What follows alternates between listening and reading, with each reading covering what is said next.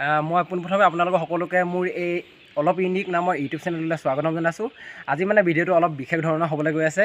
আজি মই বৰ্তমান উপস্থিত আছোঁ চৰাইদেউ জিলাৰ সাপেখাতিৰ নিচেই সৰু এখন গাঁও ভোগবাৰী, যিহেতু মই ইয়াৰে বাসিন্দা। মোৰ শ্ৰদ্ধাৰ বৰ্তা শ্ৰীযুত অজিত গগৈ ঢুলীয়া, তেওঁ এজন ওজা হয় আৰু এতিয়া ঘৰতে এটা বিশেষ সংগ্ৰহালয় সৃষ্টি কৰিছে। সেই সংগ্ৰহালয়ত আজি মই উপস্থিত আছোঁ।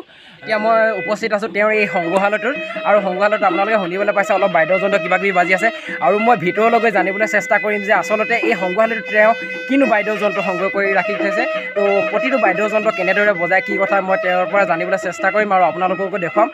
তেনেহ'লে মোৰ লগতে এই ভিডিঅ'টো আজি আৰম্ভ কৰিছোঁ। আপোনালোকে চাই গৈ থাকক আৰু মই পোনপ্ৰথমে লৈ আনিম আপোনালোকক তেওঁৰ নামৰ যিটো পৰিচয় সেইটো ইয়াত ধুনীয়াকৈ এটা ওলোমাই থৈ দি আছে। আৰু মই এতিয়া বৰ্তমান তেওঁ ভিতৰলৈ যাবলৈ চেষ্টা কৰিম।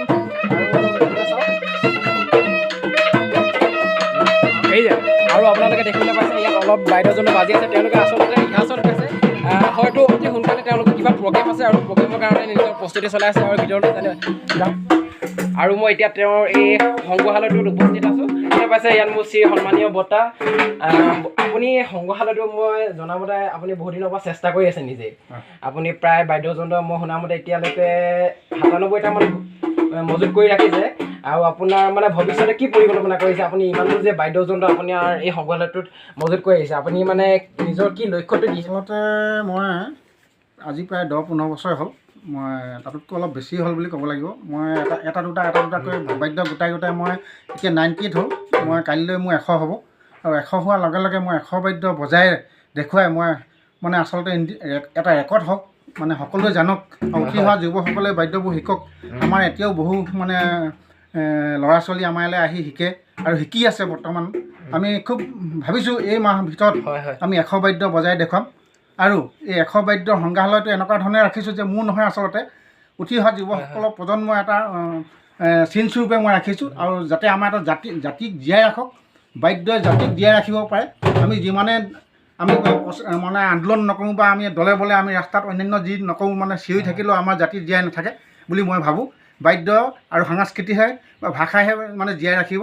সেইকাৰণে মই ভাবিছোঁ যে কি আমাৰ বাদ্যযন্ত্ৰবিলাক যিমান দিনলৈকে জীয়াই থাকে সিমান দিনলৈকে আমাৰ এটা জাতি জীয়াই থাকিব বুলি মই ভাবোঁ। সেইকাৰণে মই এই বাদ্যযন্ত্ৰবোৰ বহু জাতি জনজাতিৰ বাদ্য ইয়াত সোমাই আছে। প্ৰায় ১০০তকৈ ওপৰে হৈছে, কিন্তু মই লোকবাদ্য হিচাপে ১০০ বুলি মই ধৰি লৈ মই আজি এই সংগ্ৰহালয়টো খুলিছোঁ। আৰু এই সংগ্ৰহালয়টো খোলা মোৰ মূল উদ্দেশ্যই হৈছে উঠি অহা যুৱ প্ৰজন্মক ইয়াক দেখুওৱাৰ প্ৰচেষ্টা আৰু এই জাতিক জীয়াই ৰখা। হয়, আমি জানিব পাৰিলোঁ যে তেওঁ বৰ সুন্দৰ কথাকে কৈছে যে এতিয়া বৰ্তমান আপোনালোকে টিভি নিউজ চেনেলত বহুত দেখিবলৈ পায় যে ৰাস্তা ঘাটে আন্দোলন কৰি থাকে, কিন্তু সেইবোৰ আন্দোলন কৰি থাকিলে আমি নিজৰ সংস্কৃতিটো জীয়াই ৰাখিব নোৱাৰোঁ।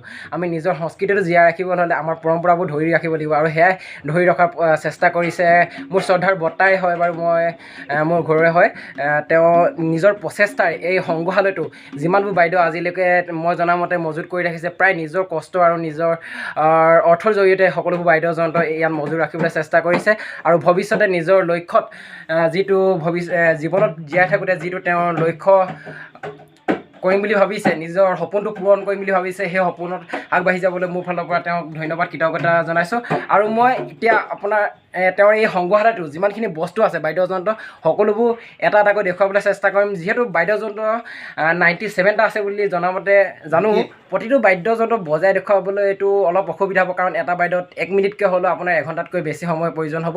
কিন্তু আমি যিখিনি পাৰোঁ মানে বাদ্যযন্ত্ৰ যিখিনি আমাৰ মানুহে দেখিবলৈ পোৱা নাই, এতিয়া আমাৰ সংস্কৃতিৰ লগত ঢোল পেঁপাটো সকলোৱে দেখি আছিল, তাৰ উপৰি আৰু কিছুমান বাদ্যযন্ত্ৰ আছে যিবোৰ মানুহে এতিয়াও গাঁৱৰ মানুহবোৰে চিনি নাপায়। এতিয়া আমি জনামতে তেওঁৰ পৰা জানিব পাৰিছোঁ যে এটা টেমেকা নামৰ এটা কিবা ঢোল আছে, আগতে আমি শুনিবলৈ পাইছিলোঁ। সেই বাদ্যযন্ত্ৰটো তেওঁ দেখুৱাব, সেইটো কেনেদৰে আগতে বজাইছিলে, মানুহে কেনেদৰে বজাইছিলে, আৰু তেওঁৰ লগতে তেওঁৰ সতীৰ্থ আছে, তেওঁলোকো বহুত দিনৰ পৰা চেষ্টা কৰি আছে এই সংগ্ৰহালয়টো লাগি পিনি। আৰু তেওঁৰ পুত্ৰ শ্ৰী কৃষ্ণ গগৈক মই দেখুৱাবলৈ যত্ন কৰিছোঁ। এয়া মোৰ দাদাই হয় বাৰু। তেওঁ নিজৰ দেউতাকৰ লগত মানে বহুত দিনৰ পৰা প্ৰচেষ্টা কৰি আছে যিটো আমাৰ সংস্কৃতিটো জীয়াই ৰাখিবৰ বাবে। আপোনাক সুধিবলৈ বিচাৰিছোঁ মানে আপুনি কেনেদৰে চেষ্টা কৰি আছে? মই সৰুৰ পৰাই এইবোৰ বাদ্যৰ লগত জড়িত হৈ আছোঁ। প্ৰথমে ঢোল শিকিছিলোঁ। আমাৰ দেউতাই একদম সৰুৰ পৰাই এইবিলাক বাদ্যৰ লগত আমাক চিনাকি কৰাই আহিছে। আমি সৰুতে আমি ৰেডিঅ' চেণ্টাৰ তাৰপৰা টিভি চেণ্টাৰতো বহুতো আমি প্ৰগ্ৰেম কৰিছোঁ। আকৌ অসমৰ বাহিৰলৈ গৈছোঁ আমি প্ৰগ্ৰেমবিলাক কৰিবলৈ। কিন্তু আজিকালি বেয়া লাগিছে, ধৰক আজিকালি এই ল'ৰা ছোৱালীবোৰ গেমৰ লগত জড়িত হৈ পৰিছে, ফেচবুকৰ লগত কিবা লগত জড়িত হৈছে।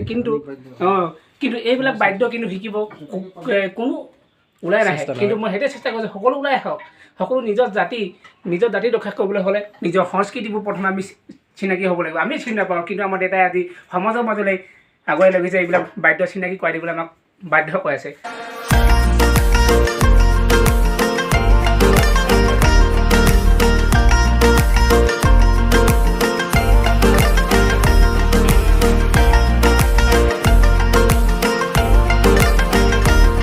আৰু এতিয়া কিছুমান বাদ্যযন্ত্ৰ আছে আমাৰ শ্ৰদ্ধাৰ বৰ্তাই চিনাকি কৰাই দিব। যিহেতু মই প্ৰতিটো বাদ্য ভালদৰে চিনি নাপাওঁ, তেওঁক মই অনুৰোধ কৰিছোঁ যাতে কিছুমান বাদ্যযন্ত্ৰ যিবোৰ বাদ্যযন্ত্ৰ আমাৰ মাজৰ পৰা হেৰাই গৈছে বা বহুতে চিনি নাপায়, তেনেকুৱা বাদ্যযন্ত্ৰ কিছুমান আমাক চিনাকি কৰাই দিয়ে এই ভিডিঅ'টোৰ জৰিয়তে। আচলতে বাদ্যবিলাক বহুখিনি বাদ্য আছে, ক'বলৈ যাওঁতে বহু সময় লাগিব। গতিকে হ'লেও মই কেইটামান একেবাৰে লুকাই যোৱা বাদ্য কেইটামান মই আপোনালোকৰ আগত এইটো মেবু বুলি কয়। আচলতে এইটো মেবুটো আচলতে এনেকৈহে বজায়। গতিকে এইটো হ'ল মেবু, ইয়াৰ নাম। শিঙাটো আপোনালোকে এইটো নিশ্চয় দেখিছে। শিঙা মানে যেতিয়া ৰণক্ষেত্ৰলৈ যায় বা কিছুমান মানুহক নিমন্ত্ৰণ কৰিবলৈ লোৱা সময়ত এই মানে ধৰি লওক এই শিঙাটো বজোৱা হয়। বাঘধেনু আপোনালোকে নিশ্চয় দেখিছে। বাঘধেনু, এই বাঘধেনুখন আমাৰ যেতিয়া বৰষুণৰ প্ৰকৃতিৰ লগত ইয়াৰ সামঞ্জস্য আছে বাঘধেনু। আৰু ঠিক তেনেকৈ বাঁহী আপোনালোকে নিশ্চয় দেখিছে। কিন্তু হ'লেও এতিয়া আপোনালোকে এই বাঁহীটোৰ নাম হৈছে আচলতে জাপখাৰা বাঁহী। ই কেইবা 1 2 3 4 5 খাপ আছে। এইটো জাপখাৰা বাঁহী বুলি কয়। আৰু ঠিক তেনেকৈ ধৰি লওক আপোনালোকৰ এতিয়া চুপিন বাঁহী বুলি আছে, এইটো কয় চুপিন বাঁহী। ইয়াত তিনিটা খাম্বা সোমাই আছে, ইয়াত 1 2 3টা, এইটো চুপিন বাঁহী বুলি কয়। এইবিলাক বাঁহীবিলাক এতিয়ালৈকে বহুতে দেখা পোৱা নাই। ঠিক তেনেকৈ সুতুলি অকল মাটিৰ সুতুলিবিলাক দেখিছে। কিন্তু মই আচলতে কি হৈছে, এতিয়া সেই বাঁহৰ সুতুলিও নিৰ্মাণ কৰিবলৈ লৈছোঁ আৰু বহু মানুহে কৰিছে বাঁহৰে। গতিকে বাঁহৰ সুতুলি কৰিছোঁ। ঠিক তেনেকৈ এতিয়া আৰু আপোনালোকে এইবিলাক আচলতে দেখি থকা বাদ্যই, কিন্তু এতিয়া হুহুৰি বুলি ক'লে আপোনালোকে চিন্তা কৰিবলগীয়া হয়। ঠিক তেনেকৈ হুৰিটো ধৰি লওক ঠেলি পেলাই বজোৱা হয়। গতিকে ঠিক তেনেকুৱা ধৰণৰ এতিয়া আমাৰ কৰতাল এতিয়া আপোনালোকে দেখিছে। এইবোৰ কৰতাল আচলতে দুখনকৈ বজোৱা হয় কৰতাল। আৰু আপোনালোকে দেখিছে ঝুমুৰ লাঠি। এতিয়া মই ঝুমুৰ লাঠিও ৰাখিছোঁ ইয়াত। ঠিক তেনেকৈ আপোনালোকে খটলঙাটো এতিয়া আপোনালোকে নাই ৰখা, মই খটলঙাটো ইয়াত পৰিৱেশন কৰিছোঁ। এই খটলঙা ৰাখিছোঁ। তেনেকুৱা ধৰণৰ এতিয়া বিনখন আছে দেখিছে, ডম্বৰু আছে ইয়াত আমাৰ এতিয়া আৰু আছে আৰু কিছুমান বাদ্য আছে, যিবিলাক নাম আপোনালোকক কৈ থাকিব নোৱাৰি। এনেকুৱা ধৰণৰ বাঁহৰ বাদ্য মই নিৰ্মাণ কৰিছোঁ, বাঁহৰ বাদ্যবিলাক ৰাখিছোঁ। তাৰপিছতে আপোনাৰ এইটো কয় ডগৰ, এইখন কয় লাওটোকাৰী, এইটো হ'ল বৰঢোল। আৰু ঠিক তেনেকৈ তবলা, কি কয় নেগেৰা। আমাৰ বিভিন্ন ধৰণৰ নেগেৰা আছে, সৰু নেগেৰাৰ পৰা বৰ নেগেৰা। আৰু এটা এইটো দীঘলকৈ, আৰু এটা দীঘলকৈ এইটো কিবা দেখিছোঁ কয় আপোনাৰ আচলতে বৰ টকা। হয়, ঠিক তেনেকৈ ধৰণৰ শংখটো আপোনালোকে দেখিছে। একতাৰাখন আপোনাৰ এইখন একতাৰা কয়। তাৰপিছতে আপোনাৰ এখন ইয়াৰ হ'ল আনন্দ লহৰী, যিটো কয় আনন্দ লহৰীৰ লগত ৰাখিছোঁ একতাৰা হিচাপে। তাৰপিছতে আপোনালোকৰ এইটো তহিলং বুলি কয়, ইয়াৰ মাতটো অলপ বেলেগ। তহিলং বুলি এতিয়া ধুতং আছে আমাৰ ইয়াত। তেনেকৈ বিভিন্ন ধৰণৰ বাদ্য ৰাখিছোঁ। ইয়াৰ ধৰণে এতিয়া মই আৰু এটা বস্তু আপোনালোকৰ আনন্দ লহৰীৰ এটা ৰহ আপোনালোকৰ আগত বজাই দেখুৱাই এইটো বজাই দেখুৱাওক।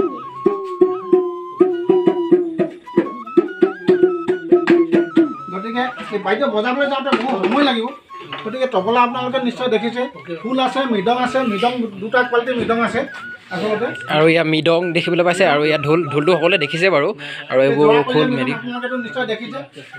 মাদল আছে, মাটিখোল আছে, ৰাপকা বুলি কয়, ৰাপকা আছে।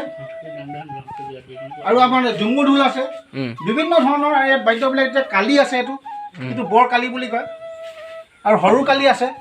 ঠিক তেনেকৈ পেঁপা, জুৰীয়া পেঁপা, শিঙা পেঁপা, খোল, এনেকুৱা ধৰণৰ আপোনালোকে ডবা আদি কৰি আপোনালোকে দেখিব। এইটো টমটম মাত দিয়ে, এইটো কয় টমটম।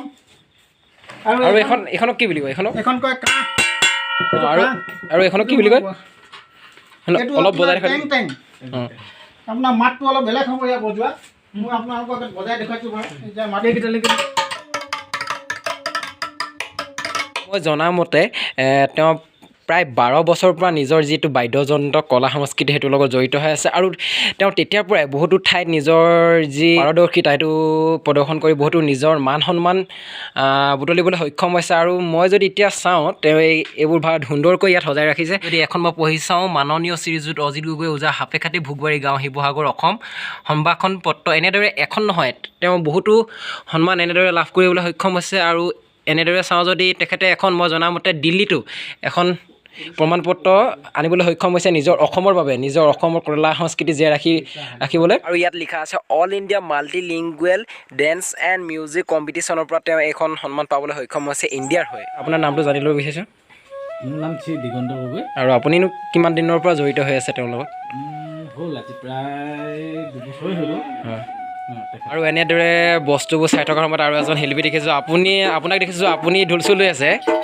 আপুনি কিমান দিনৰ পৰা জড়িত আপোনাৰ নামটো প্ৰথমতে জানি ল'ম আপোনাৰ নামটো মোৰ নাম ৰাজীৱ শইকীয়া অঁ আৰু আপুনি এই বাদ্যযন্ত্ৰবোৰ লগত কিমান দিনৰ পৰা জড়িত মই এই ককাইদেউৰ কথা ক'বলৈ গ'লে বহুত দীঘলীয়া হ'ব হয় গতিকে কিছু টাইম লাগিব মই ককাইদেউ প্ৰথম ফুটবল ক্ৰীড়া জগতৰ পৰা পোৱা খেলুৱৈ আৰু তেখেতক মই বিহু ঢুলীয়াৰ পৰা হুঁচৰি দল প্ৰতিযোগিতাত তেখেতে বহুত নাম কঢ়িয়াই অনা আৰু তাৰ পিছতে এখেতে ঢোল ওজা ঢুলীয়া হৈ অসমখনক উজনি অসমৰ আমাৰ বিশেষকৈ সাপেখাতি অঞ্চলত তেখেত এজন ওজা আৰু মই ঢোল ভাল পোৱা আৰু যিসকল এতিয়া উঠি অহা প্ৰজন্মক তেওঁ দাঙি ধৰিবলৈ বহুতখিনি আয়োজন বাদ্যযন্ত্ৰৰ পৰা গোটাইছে গতিকে সমূহ ৰাইজে উঠি অহা প্ৰজন্মৰ ল'ৰাসকলো যাতে এখেতৰ ওচৰলৈ আহিব বুলি কামনা কৰিলোঁ আৰু মই ককাইদেউৰ লগত প্ৰায় মোৰ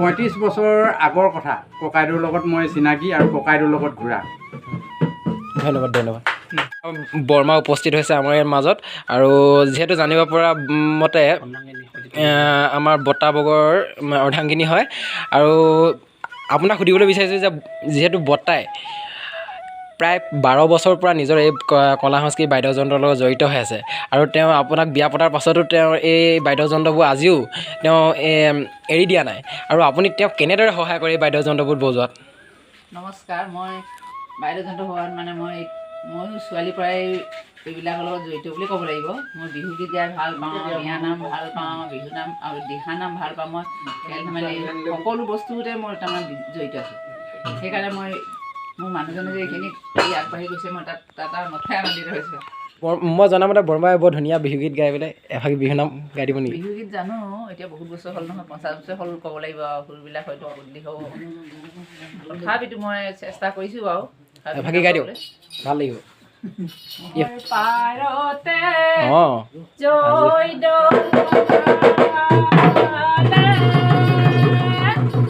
Yeah.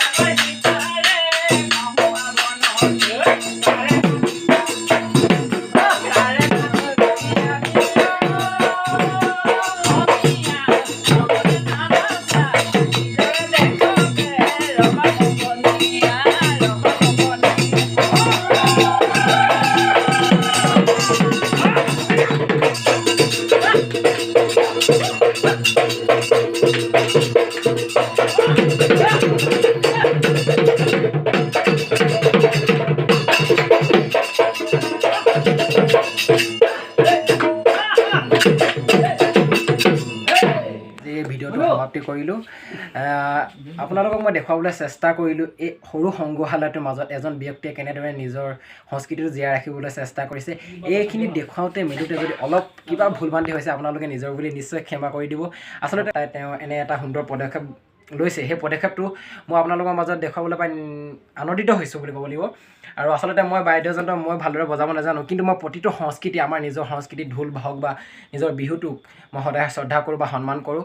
আচলতে মানুহে বিদ্যা সকলো বিদ্যা নিদিয়ে, কিন্তু নিজৰ সংস্কৃতিটো সন্মান কৰাটো সকলো অসমীয়া বা সকলো ব্যক্তিৰে নিজৰ কৰ্তব্য। নিজৰ অসমীয়া সংস্কৃতি জীয়াই ৰাখিবলৈ হ'লে আমি যদিও বাদ্যযন্ত্ৰবোৰ কিছুমান বজাব নাজানো বা কিছুমান এনে লোক আছে যিয়ে বাদ্যযন্ত্ৰ ভালদৰে বজাব নাযায়, কিন্তু নিজৰ সংস্কৃতিটো প্ৰতিটো বাদ্যযন্ত্ৰক তেওঁলোকে সন্মান কৰিবলৈ শিকক, নিজৰ অসমীয়া কৃষ্টি সংস্কৃতি জীয়াই ৰাখিবলৈ চেষ্টা কৰক। তেতিয়াহে আমাৰ এই অসমৰ সংস্কৃতি ধাৰাটো ভৱিষ্যতে এদিন আগুৱাই যাব আৰু বিশ্বৰ দৰবাৰত নিজৰ অসমীয়া বুলি আপোনালোকে গৌৰৱেৰে ক'ব পাৰিব। ধন্যবাদ।